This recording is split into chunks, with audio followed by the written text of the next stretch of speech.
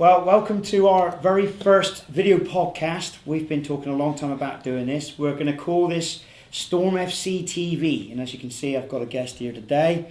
So let's just begin with why are we doing a video podcast? Well, we feel that a good way of trying to get some information and stuff that's going on throughout the club, even coaching points, questions and answers, we can help with all of those through a weekly podcast.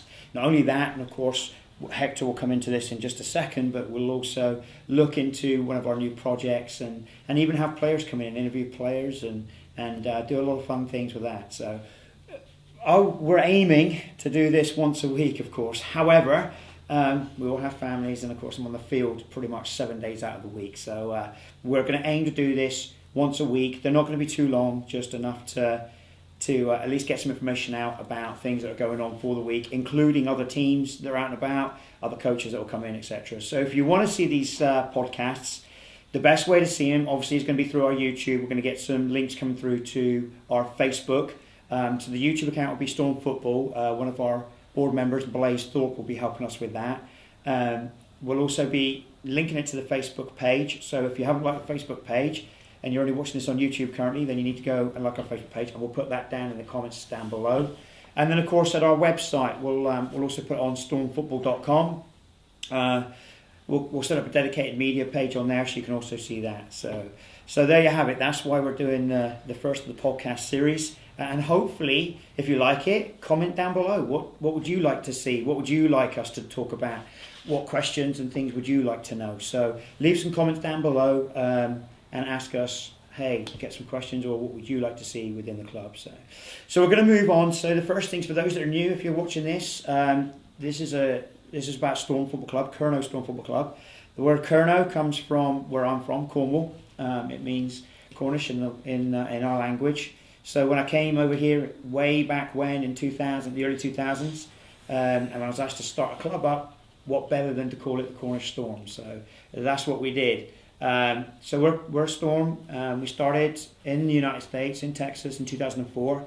We're now on to our 15th anniversary. 2019 is, especially 2019 and 20 season, that will be our 15th anniversary season. Our actual birthday is going to be in May when we have our banquet. So some fun stuff that we're trying to do new this year that I think, or we hope, that will be good for you guys to watch. So where are we now? So we've come from 3 teams way back when to...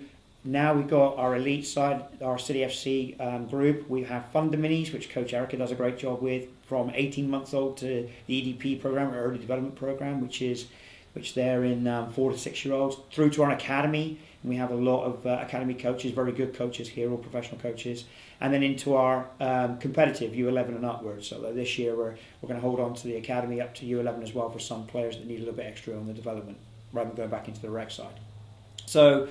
So we've picked up a lot of teams. We've become more of a community club, and that's really where our aim's about to be. We want to be a community club. We want to make sure that by the time I've left the club and gone, and we've got people like Hector here that we're ex-players moving on through, that they can take it on further, that coaches in and around the community can feel they can be a part of it and come on in and just be a part of the process and helping the kids in this program to move to the next level. So that really moves us on to what our mission statement is and what we're trying to do. So we have sustainable values. Some of our core sustainable values, including risk aversion, communication, leadership, just to name a few. We're faith-based as well. So they are core elements that we put into our teams, both in practice, before games, after games, during games, ethically, the way we can interact with some of our younger kids as well as up through to the adults. And even when you get to hear us talk about the men's program as well, we still expect the same type of commitment and values there. So sometimes, as we'll talk about in a second, some new players coming in that haven't come through our program, is a bit new to them, but they'll do fine with how we're doing things. So that brings us to the player development pathway. This is something that we've been working on, in particular myself, we've been working on now for over probably the 15 years, and it's really come to fruition in the last 18 months, 2 years. And really what we're going to talk about today in today's podcast, our number 1 podcast, is going to be the United Premier Soccer League, which is for those players that are gone past the high school age group when they graduate high school. So during our program, from 18 months old to seniors, while they graduate into into either college or into the wide world, into the working environment. What we have is different programs within the pathway for each player to be able to get to where they want to be. If they want to go to the elite side, we have programs for that with the National Premier League, the Y League. It looks like we'll also be bringing into the UPSL for a spring league as well for youth. And then we also have development programs. We have early development programs. We have programs that are outside of, outside of our outside of the training, if you like, that will help us to move along. So really, I'll put up a bit more about our player development program. I'll probably add in down, especially in the Facebook, in the comments, I'll add in our graphic on that. If you have any questions on that, again, comment below and ask us about it. We're more than happy to let people know and how it helps our kids. So, without further ado, this is Hector Ponce, who's sitting next to me. Now, Hector, you tell him, Hector, when did you first get to know about our club? Let's see. Through one of my good friends of mine, we were in school, chatting it up, and he said, "Hey, you're a pretty good soccer player. Would you want to come and play for my team?"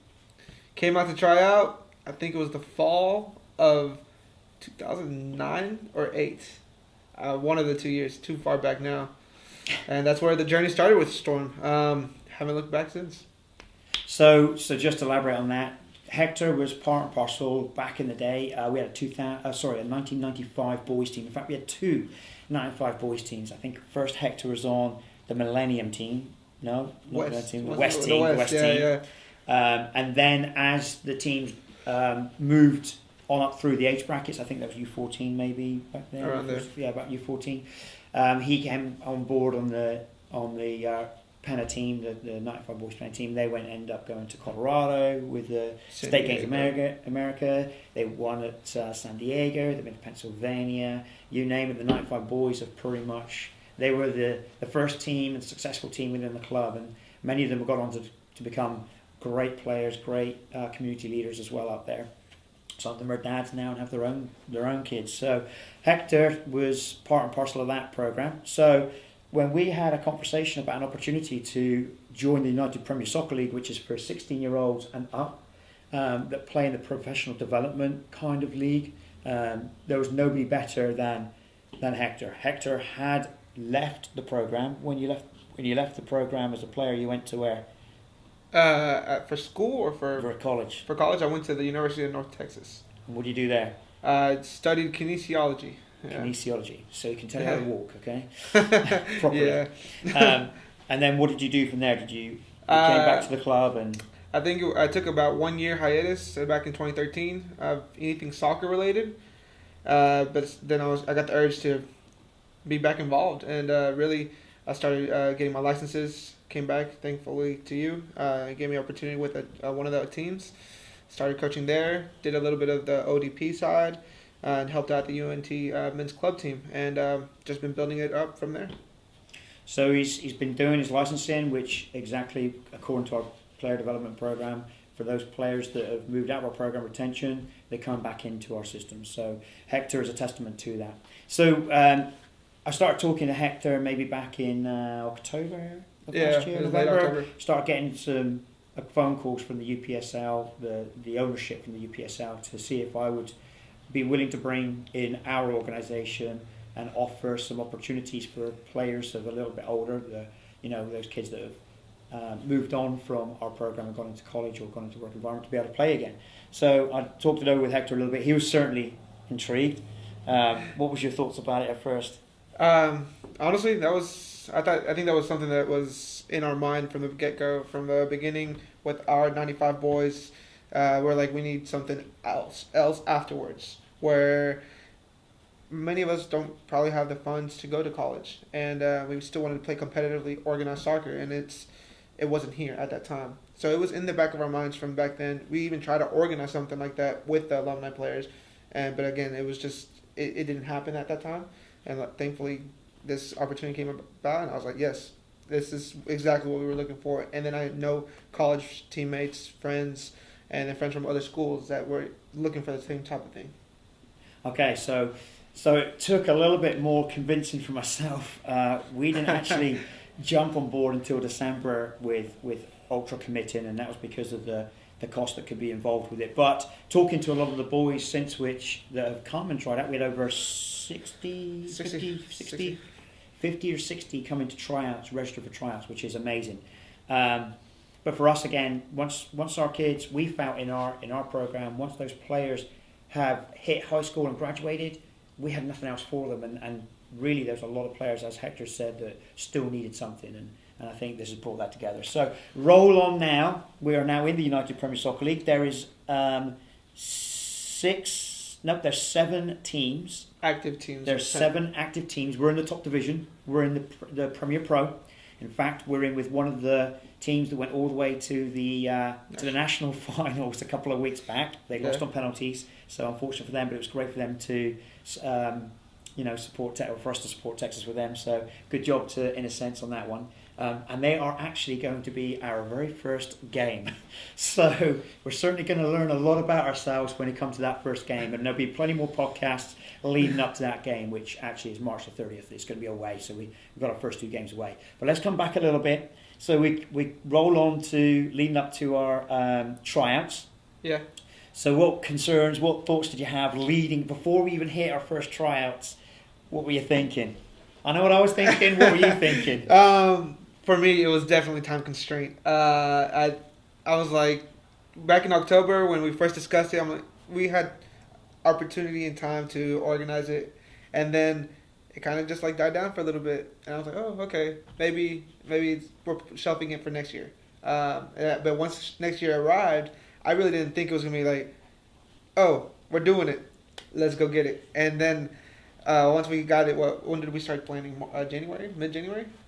I'd like to say earlier, but I think it was January. It was like mid-January. I'm pretty sure. And within 2 weeks, we were already hosting our first tryouts, and we were talking. Well, let me hold you back there. Okay, so go for it. My worry, 2 kids showing up. That's what my worry was. I was going to that next part. I was really going to that next point where we had this whole registration thing on 3 days beforehand. I'm texting all my friends, have y'all signed up yet? I'm texting all my... What he didn't also say is, prior to him texting, he's got me on the phone to him daily saying, dude, there's only 3 people signed up. I even got other friends from UNT to post on their social media to get players to come in, and like we only had 3 or 4 players sign up prior to tryouts, and it was kind of worrying. I'm not gonna lie. I think we have a whole field rented out, which takes time and money to do, and only have 7 players show up. But thankfully, we had 30, 35. Gosh, on the first tryout day, which was held in Duncanville, we had over 30. I think we counted something like 35, 36 players coming. So then it created a whole new type of issue, and we had to figure out, hey, we've got a smaller space to do the tryouts in. How are we going to do best of tryouts? But you know what? That's better to be in than anything else. And on top of that, of course, on the first tryout, you'll be seeing. I'm hoping it'll go out before this one does, but.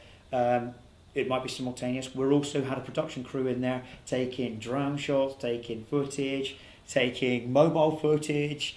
I had a production guy in there that's now doing a documentary for us that we hope will be a weekly also upload, which will give a bit more behind the scenes of the players, introducing the players. You'll get to know them a bit more, the trials and tribulations, the nerves, everything you want, the talking, just the general behind the scenes of what it takes to try and put this thing together. Because, for me, to document something, you have this one time. This is our inaugural season for men. It's one time. So if it's going to be that one time, you need to do it right the first time. Right. So I'm not saying we're amateurs at this. So I'm not saying this is perfect. I'm not saying our documentary is going to be perfect. And we got one of Hector's friends doing that as well, and that's helping him to learn and for him to gain some more experience. So again, let us know what you think about that. We'll let you know when that comes out on the Facebook and the YouTube. But so that was the first one. After the end of the first one, I thought we were pretty good. So we're going to talk a little bit about the coaching staffs. We have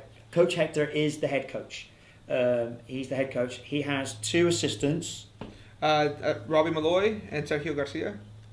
2 very experienced gentlemen that have proven their worth here at the club level and on the youth side. And so I'm glad that they're along. They're definitely somebody you can lean on with. And they both have, Coach Robbie's been with us gosh, it feels like as long as I've been here. So Haley is just as much a part of the club as anybody else. His daughter. He has moved now down to Austin, so he's had to rearrange his time slots with some of his teams now. But being able to come up on a Thursday and help with the coaching side of things is fantastic. And then Sergio has been he lives in Grand Prairie. He has been a part and parcel of our City FC group within the National Premier League and the Super Y. Thoroughly enjoyed it there, and I think this was his next step as well, really to be a part and parcel of the professional development group. So I'm super happy. I think the club is super happy to have the type of people that we have involved. Now on the back side of things, we also have Chris Lopez, Blaze Thorpe, and Casey, of course. Casey here in the office, she takes care of the registration stuff, but Chris and Blaze are both behind the scenes, match day, game day, paperwork, all the fun stuff they get to do, and we'll get them on camera as we're leading into the first game. And then I'm going to be helping as much as I can, but of course I'm coaching a lot on the youth side in the academy on Sunday, so I can only be there as much as I can possibly be. But so we've had four tryouts. Yeah, we have 4 tryouts. Total over about 60 people, 60 players coming in. So that came to a head and much debate with the coaching staff on who we're going to cut. Unfortunately, we hate that word cut. That's just something that's part and parcel of it. We're only allowed 18 game day, and we were trying to trim 60 odd players right down to at least about 30. So talk to us a little bit about what you went through and what you were thinking when you came to the cuts. The biggest thing is really trying to find a cohesive unit of talented players, yes, but players that can really mesh well. They can really connect with each other, because if I have a Cristiano Ronaldo on the field but he doesn't play for the teammate, is he really worth to the team as much as unless he's scoring Cristiano Ronaldo numbers, he's not going to be worth to the team as much as somebody else. And I'd rather in my view, I'd rather pick somebody that is going to help for the team and push the team further than an individual that's talented or so forth, no matter how they see themselves. But coming down to the day of cutting, it was a decision making. I think we had overall center mid position was like our most in depth position, and everybody wants to be a center mid apparently, and we had like 12 or 13, and we had to bring it down to 6 center mids, and then from there, even then, we trimmed it down to a 30-man squad with 2 homegrown players, and we have to trim it down on a game day to 18. So, yes, I might have selected 6 center mids, but maybe only 3 or 4 are going to be on the roster. Right. And so they had to battle it out to see who earns that spot. Well, good, and that's what we wanted. We wanted to make sure that we were going to be as competitive as possible, and that we were able to pick, or you were able to pick the players that fitted into whatever system you want, or the type of player that you wanted in there. Mm-hmm. So Hector touched a little bit about the homegrown players, and actually we're going to change the name of that somewhat, because I think we have homegrown players within, as Hector talked to me before. So our academy grown players, we're going to have 2 players on the roster, no matter how many try out, but 2 that are currently also in our youth program. So tell us a little bit about the players that got selected this year. Yeah, we have David and Garrett. So that's David Lara and Garrett Garvin. Garvin. GG. Yeah, I was saying GG. Little Kevin De Bruyne. That's who I compare Garrett to. They're both young, and they have this tenacity about them that allows them to play against much older players. Again, we have, I think in the average age right now is 22 at our 21, 22. And I think our highest player is about 26, 27. The 95, like Edgar and Joel, who's on the 94, and Joe Caballero, I think they're... Even a couple older to 27, 28. Yeah. Okay, so we've got a good mixture there. But these guys are 17, 18, right? So these 2 boys actually play for our 01 boys Pana team. They play Classic, they play NPL, they also do the Super Y. They're on 01 boys. They're juniors currently. In high school. They've still got another year in high school, yep. So this is definitely going to give them an opportunity to feel what a difference from high school to competitive club and now playing on the UPSL men's team, and seeing what is needed to develop. Maybe they didn't see it in high school or club. They're like, maybe I need to be more stronger, more careful in realizing my positioning or how I move my body, and maybe I can utilize this against other players that aren't used to this. And so hopefully they are picking up little things from the older, more experienced players. But I definitely think this is a great opportunity for them.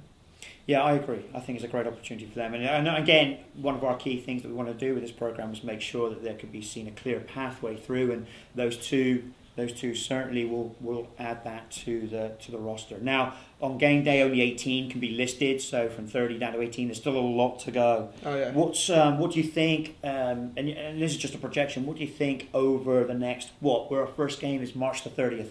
And we're today February the 17th, something like that, 19th. So what do you see from now to the first game? What do you see as our advantages, our disadvantages, as our hurdles, as our excitement? What do you see?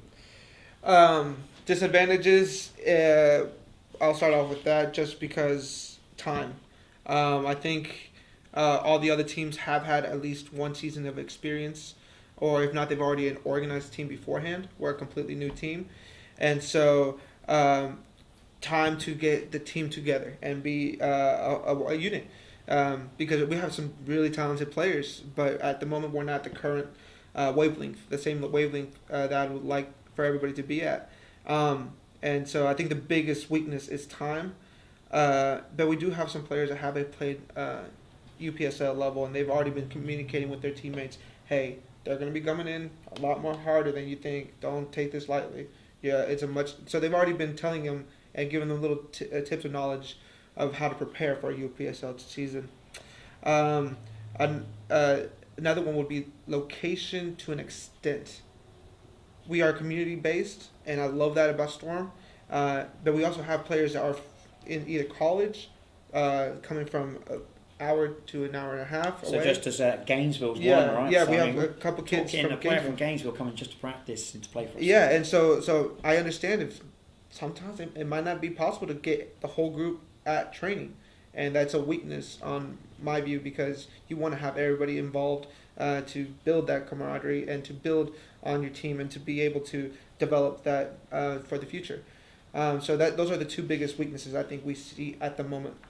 Strengths, I think organization behind us is a definite big thing, because I've also already heard about other UPSL teams that don't have a backing like we do, and it's hard to continue. A lot of stuff, they don't have the support, they don't know who to ask, they don't know what to do, and it takes a team. It takes an effort, a team effort to grow this single team. What's that saying? It takes a village to grow.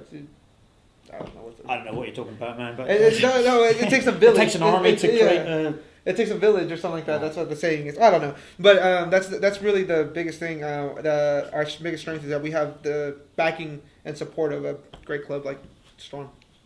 Good. Now, these video podcasts aren't going to be that long.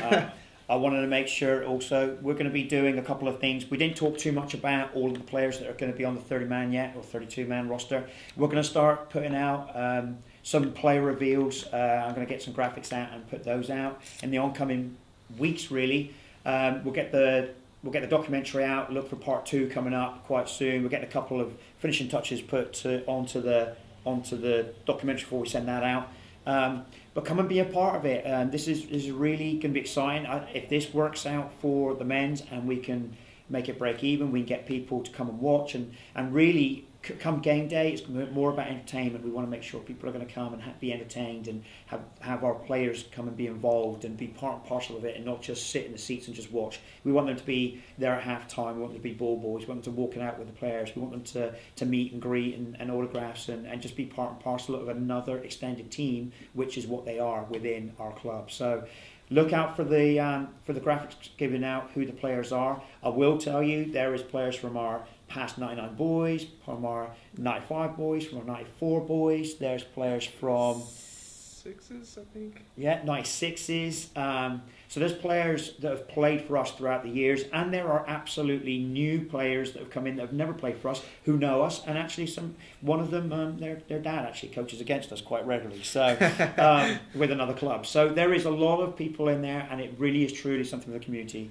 We have got a stadium. We will also be revealing that in the next couple of graphics, and we will be putting out our pre-season schedule that we've put together. So not long to go, 4 weeks before, or 6 weeks before our first game, March the 30th, which is away.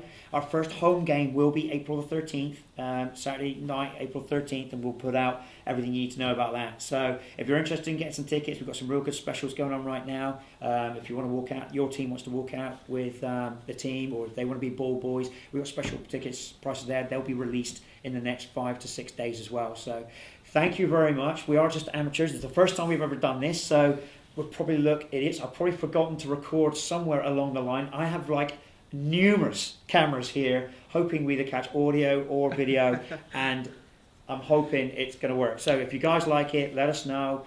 Talk to us, comment what you want to hear about. What do you want us to talk about? What questions you have for us? What would you like to see when we come up to especially UPSL games, or maybe tournaments coming up? Do we want to get some players in, some parents and stuff like that to talk? So just let us know. Thank you very much for watching and listening. Remember to comment in below. Peace out.